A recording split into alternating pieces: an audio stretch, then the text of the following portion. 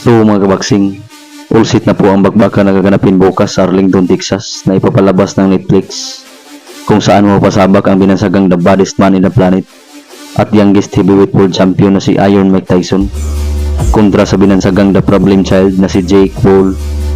Sa kanilang weigh-in na ginanap ay tumimbang 58 anyos na si Mike Tyson ng 228.4 pounds, samantala ang 27 anyos na si Jake Paul ay 227.2.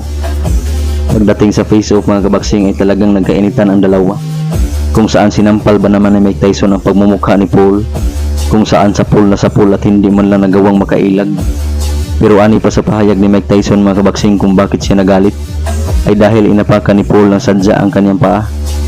So magandang bagbakan to bukas mga kabaksing na ating abangan, kung may ibubuga pa ba ang 58 anyos na si Mike Tyson, kung saan senior citizen na ang nasabing edad sa larangan ng boxing.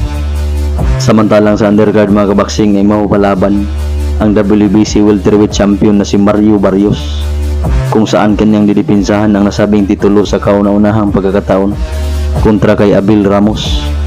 Sa weigh-in ng dalawa ay kapwa-pasok sa welterweight, kung saan tumimba ang kampiyon na si Barrios ng 146.8 pounds, samantala ang challenger na si Abel Ramos ay 146.4. Si Barrios ay hawak ang boxing record na 29 wins with 18 KOs at may 2 talo.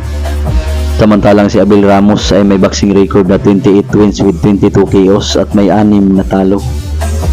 Samantalang sa co-main event ay magaganap din ang rematch sa women's boxing sa pagitan ni Amanda Serrano at ni Katie Taylor na kanilang paglabanan ng IBF, WBC and WBO super lightweight titles.